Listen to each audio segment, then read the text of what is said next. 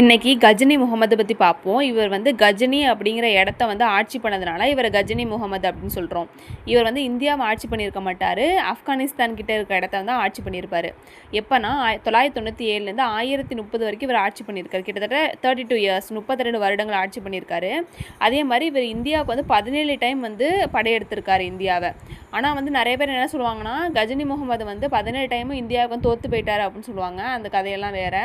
இவர் வந்து 17 டைமும் இந்தியாவுக்கு எதுக்கு வந்திருப்பான்னு பார்த்தீங்கன்னா, இந்த செல்வங்களை வந்து சுரண்டிட்டு போகணும், கொள்ளையடிச்சிட்டு போகணும் அப்படிங்கிற நோக்கத்தோடு தான் வந்திருப்பாரே ஒழிய இங்கே வந்து ஆட்சி அமைக்கணும் அப்படிங்கிற ஐடியாவே அவர் கிடையாது. ஃபுல்லாக வந்து செல்வங்களை வந்து எடுத்துகிட்டு போகணும் அப்படிங்கிற நோக்கத்தில் தான் இவர் வந்திருப்பார்.